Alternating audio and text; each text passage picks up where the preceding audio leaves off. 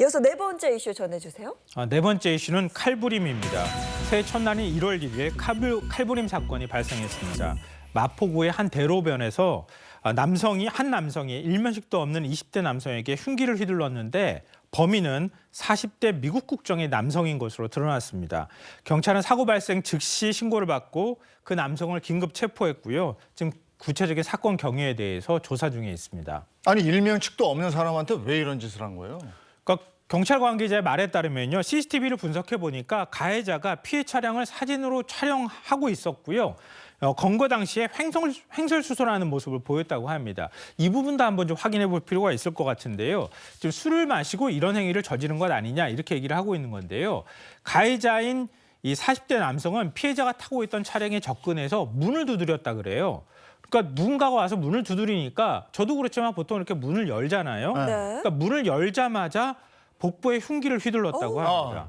충격적인 건 범인이 휘두른 흉기의 길이가 굉장히 길었다고 하는 거예요. 20cm도 넘었다고 하는 겁니다. 이걸 왜 들고 다녔는지를 모르겠어요. 그러니까요. 지금 피해자는 괜찮은 건지 일단 몸 상태는 어때요? 가해자가 이제 흉기를 휘두르려고 하니까 네. 이걸 손으로 막았다 그래요. 그래서 지금 손 부위를 굉장히 크게 다친 것으로 알려져 있는데요. 현재 병원 치료를 받고 있다고 합니다. 아니 어제 부산에서 온 국민이 놀랬잖아요. 네. 이재명 대표. 예.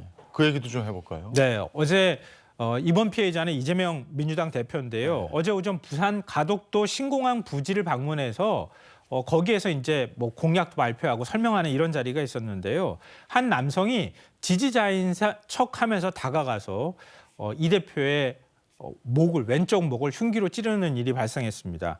그러니까 이재명 대표에게 다가가서 사인을 해달라 이렇게 얘기를 하면서 다가갔기 때문에 경찰도 사실은 의심하거나 제지하지는 않았다 이렇게 얘기를 했는데요. 현재 현행범으로 체포가 돼서 살인 미수 혐의로 수사를 받고 있는 중입니다. 네. 그런데 왜 하필 이재명 대표를 노린 걸까요? 이거는 아직까지는 일체를 항거하고 있기 때문에 알 수는 없는 상황이에요. 또 뒤에 누가 있는 것 아니냐 이런 의심은 사고 있는데 이 부분도 역시 아직까지 확인되고 있지는 않습니다. 그래서 좀 조심스럽게 제가 말씀드릴 수밖에 없는데요. 일단 경찰에서 이 대표를 살해하려고 했다 이러면서 살해의 고의성을 인정했다고 합니다.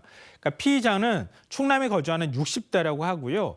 이 미리 피습에 사용한 흉기도 지난해 미리 인터넷을 통해서 구입했다고 하고 이재명 대표의 동선을 따라다닌 흔적도 지금 나타나고 있습니다. 그러니까 왜 이렇게 따라다니면서 뭔가를 범행을 저지르려고 시도했느냐. 그리고 결국은 이렇게까지 일종의 테러 행위라고 불릴 만큼 이런 일을 저질렀는지에 대해서는 추가 조사가 필요할 것 같습니다.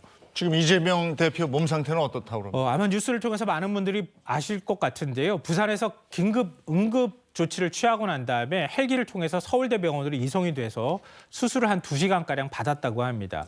이게 그 흉기에 찔린 부위가 경동맥이 아니라 경정맥이어서 다행이지 만약에 경동맥이 찔렸다고 하면 현장에서 숨질 수도 있었다 이렇게 의료진이 밝히고 있습니다. 매우 위급한 상황이었다고 볼 수 있거든요.